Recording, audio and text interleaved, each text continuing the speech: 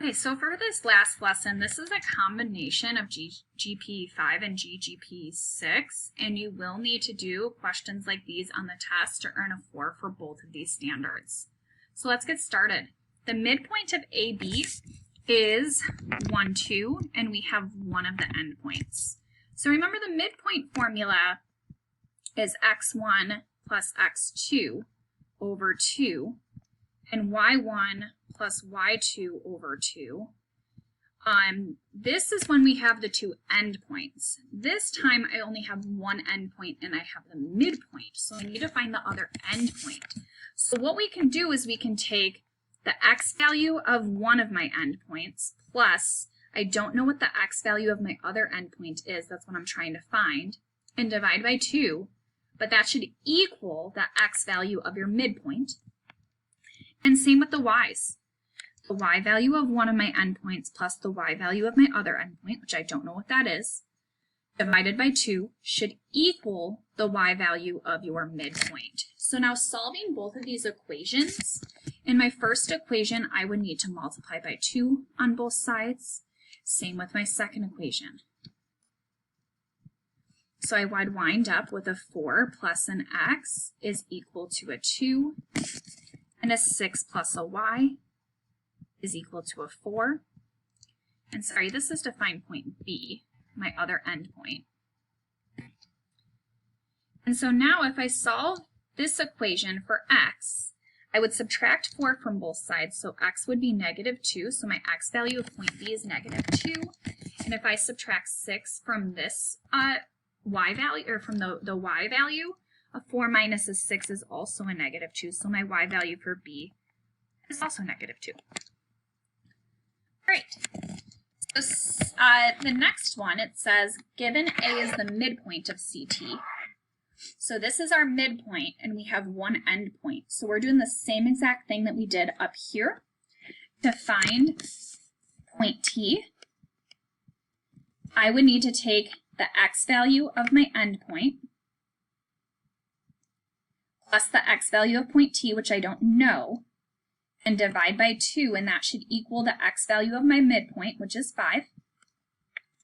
And I would take the y value of my endpoint plus the y value of point T, which I don't know, divided by 2, and that should equal the y value of my midpoint. Now I'm going to multiply by 2 on both sides in each of these equations. And so I wind up with a -3 plus x is equal to a 10, and a 6 plus a y is equal to a 24. And now I just solve both of these to help me find the coordinates of t. In my first one, I would need to add 3 to both sides, so my x value of point T would be 13. In my next one, I would subtract 6 from both sides, so my y value of point T would be 18. And this is my other endpoint. Great. So number 3 says we are given that lines D, Q, and J, R are parallel. So parallel means same slope. And then it says find the value of x and the midpoint of JR. So first I need to find the value of x. Well, if I know that these two lines are parallel, then that means that they have the same slope. So I can take the slope of DQ and set it equal to the slope of JR, which I'm going to label my points x1, y1, x2, y2, and we're going to use the slope formula. So y2, y2 is a 6x minus y1, so minus a -6 is the same thing as a +6, all over x2, which is 2x, minus x1 minus a -4 is the same thing as a +4. This is a proportion we're going to cross multiply. A 7 times a 2x plus 4 would give us a 14x plus 28. And then I write an equal sign.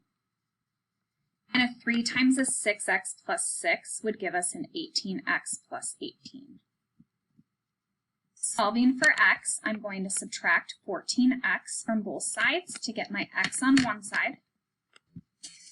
So I have a 28 is equal to a 4x plus 18. I'm now going to subtract the 18 over. So I wind up with a 10 is equal to a 4x. And then dividing by 4 on both sides, x is 10/4, which actually reduces to 5/2. So if I put 5/2 back in for point R, well, let's rewrite point J. Point J is -4, -6. If I put 5/2 in for the x's for point R, 5/2 times a 2 is just a 5. And a 6 times a 5/2 is a 15. And now it's asking to find the midpoint of JR, so now I use the midpoint formula, which is x plus x divided by 2, and y plus y divided by 2. So the midpoint comes out to be a 1/2, 9/2. I'm just going to leave it like that. That is my answer. All right, moving on to our last page of our notes. We have 3 more problems to do. Number 4 says to write the equation in point slope form for the perpendicular bisector of this segment. So first, we need to find the slope of the segment because we want the equation to be perpendicular to this segment here. So labeling my points x1, y1, x2, y2. My slope formula would be y2 minus y1 all over x2 minus x1. -6 over a -4. I can reduce this. This is not like the other problems. This I can reduce. I'm not partitioning a line segment.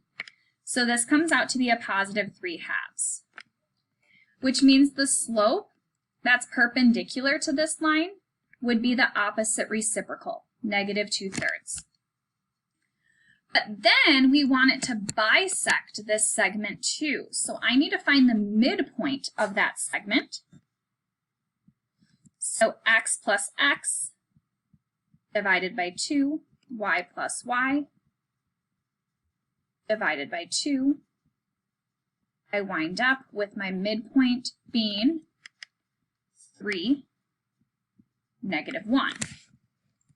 So I'm going to use this slope and this x and y value to write my equation in point slope form. So I have y minus my y value, minus a -1 is really a +1, is equal to my slope times x minus my x value. This is my answer. Moving on to the next problem, we're doing the same thing in point slope form. We're writing the equation of the perpendicular bisector. So first I find the slope.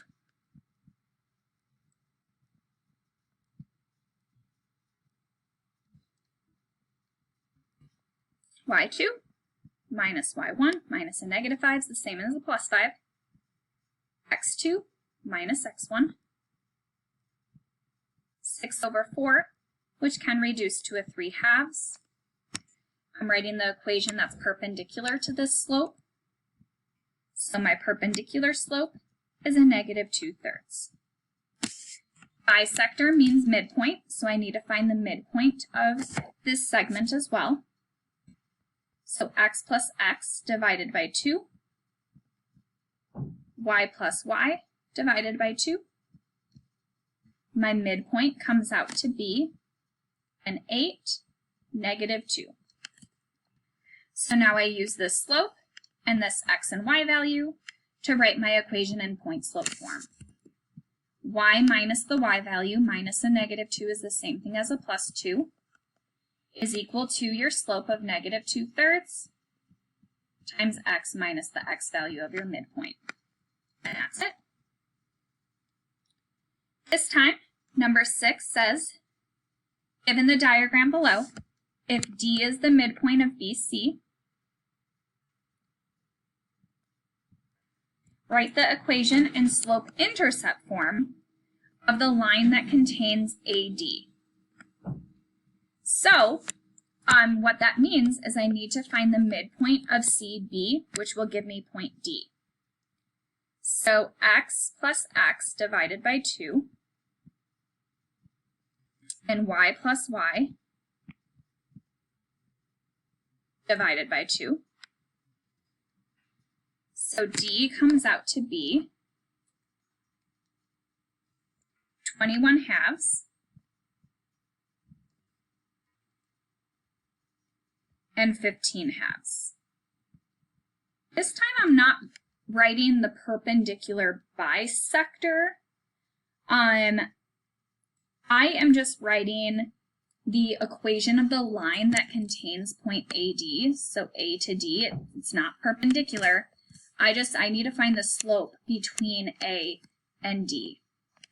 So I'm going to label D, and actually it might be easier for you to just do point D as 10.5 and 7.5. So I'm going to label point D x1, y1, and I'm going to label point A x2, y2, and we're going to find the slope between those two. y2 minus y1 all over x2 minus x1.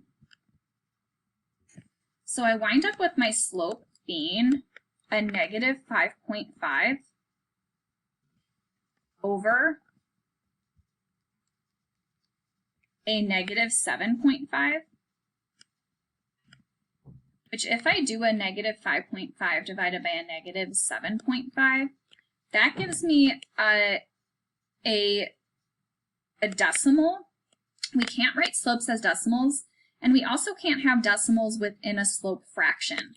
So to get the decimals out of this slope fraction, I'm going to multiply both the numerator and denominator by 2, because a 5.5 times a 2 gives me a whole number.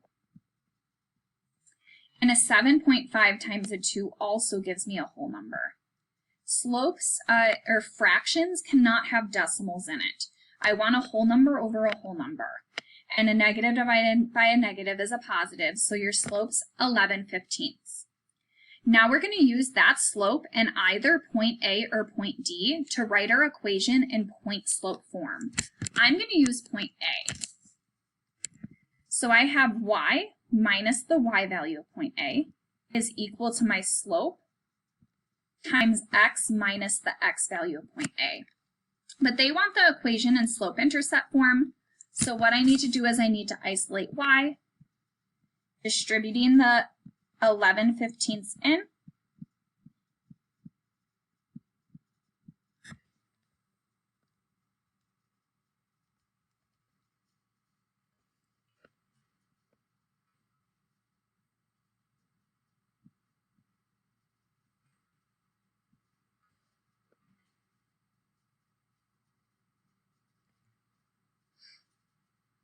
and then adding the 2 over, which I'm going to rewrite my 2 with a denominator of 15 so I can combine like terms. That's going to be a 30 over 15. A negative 33/15 plus a 30 over 15 is a negative 3/15. And a negative 3/15 can actually be reduced